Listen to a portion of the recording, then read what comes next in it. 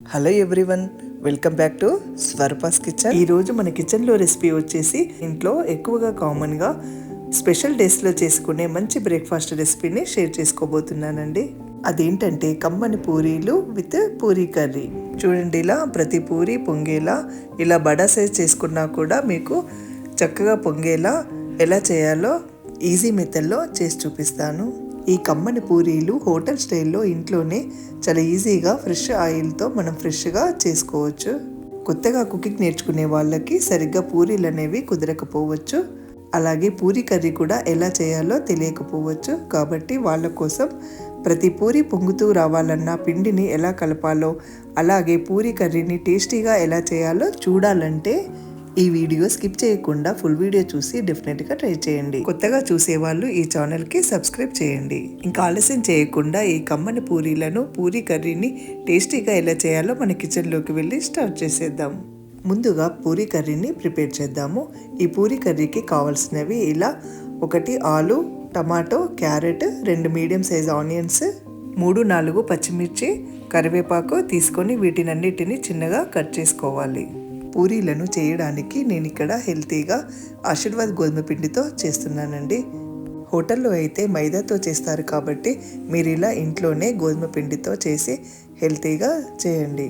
ఒక బౌల్లో 1 కప్పు గోధుమ పిండిని తీసుకొని అందులోనే 1/2 టేబుల్ స్పూన్ సాల్ట్ని వేసి అందులోనే 1 టేబుల్ స్పూన్ బొంబాయి రవ్వను కూడా వేయాలి. వీటిని పిండిలో కలిసేలా ఒకసారి మిక్స్ చేసుకోవాలి. అలాగే 2 టేబుల్ స్పూన్ ఆయిల్ని కూడా వేయాలి.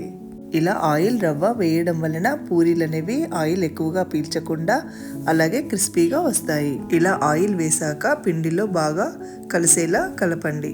ఇలా కలిపాక కొద్దిగా వాటర్ పోస్తూ పిండిని బాగా కలపండి. మీరు పిండి చేసే క్వాంటిటీని బట్టి వాటర్ కొద్దిగా పోస్తూ కలపండి. ఒకేసారిగా పోయకుండా చూస్తూ కలిపి చేయండి.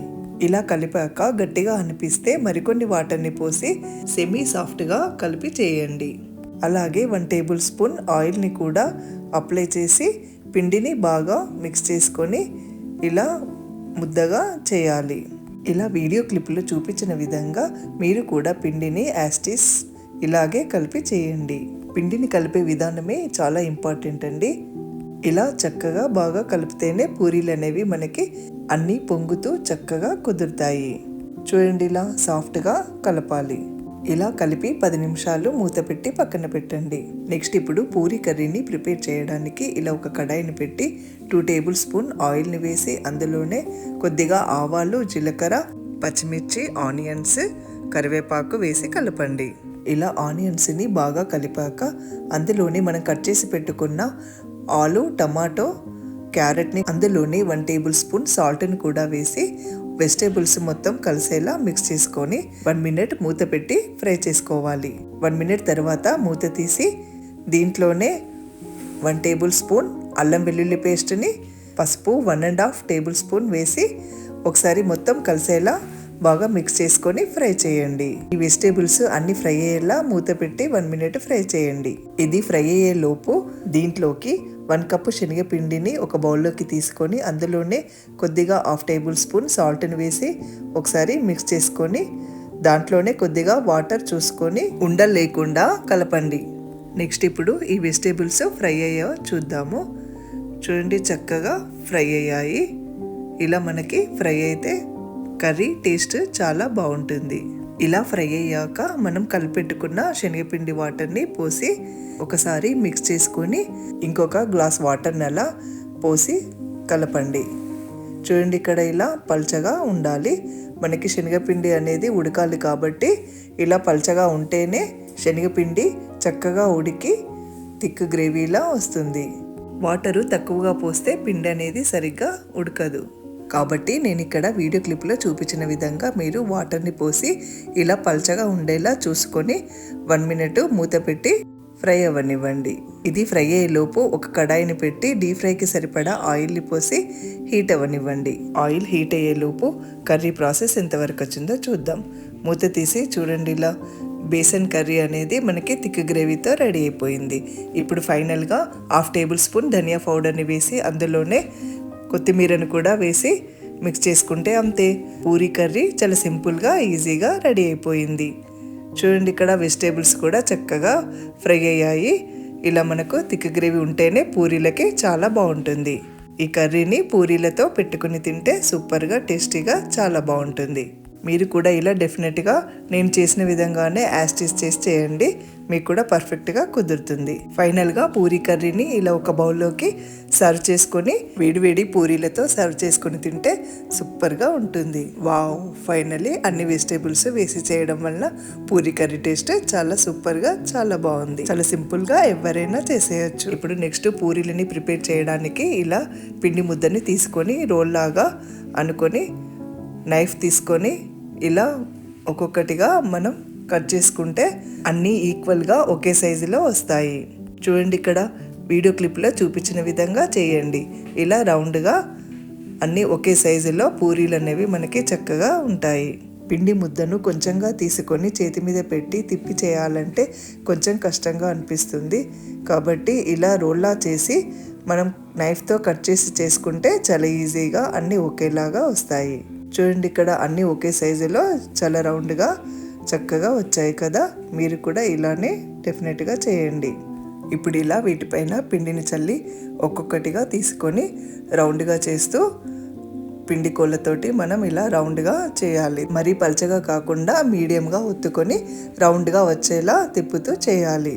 పూరీలను ఇలా రౌండ్గా చేయడం కుదరని వాళ్ళు నేను వీడియో క్లిప్లో చూపిన విధంగా మీరు డెఫినెట్గా యాస్టీస్ చేసి చేయండి, మీకు కూడా పర్ఫెక్ట్గా వస్తుంది. ఈ పూరీలు అనేవి కాస్త మందంగా ఉండాలి, అలా అయితేనే పూరీలు మనకి చక్కగా పొంగుతూ వస్తాయి. సేమ్ ఇలానే వచ్చేలా చేయండి. పొడిపిండితో కాకుండా ఇలా ఆయిల్ పెట్టి కూడా పూరీలను చేసేయచ్చు. ఇలా పిండి ముద్దను తీసుకొని కోళ్ళతోటి రౌండ్గా తిప్పుతూ ఇలా కోళ్ళతో చేయాలి. ఇవి కూడా కాస్త మందంగానే ఉండాలి, పల్చగా ఉండకూడదు. మరి పల్చగా చేస్తే పూరీలు అనేవి అస్సలు పొంగవు, కాబట్టి కొంచెం మందంగానే ఉండాలి.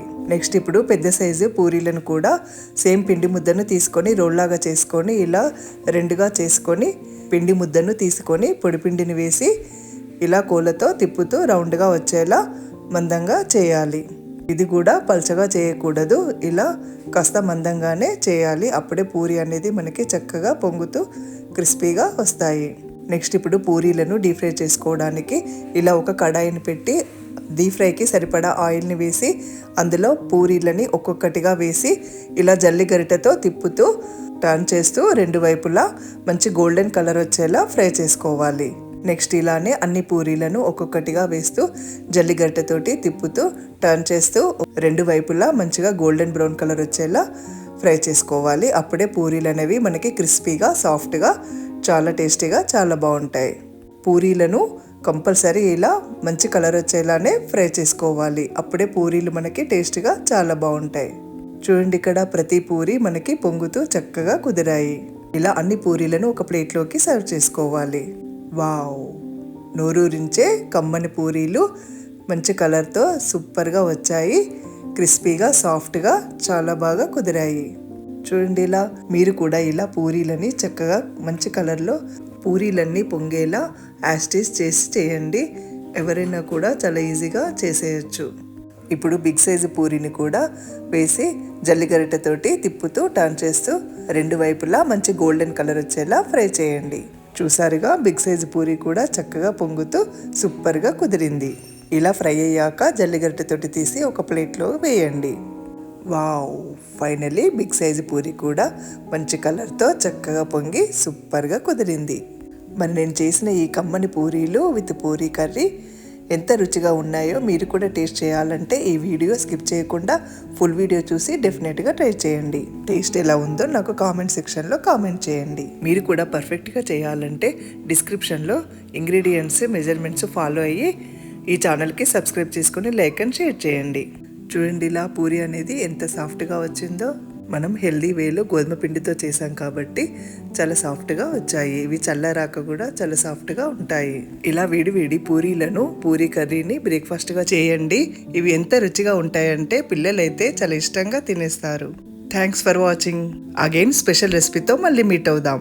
Bye everyone.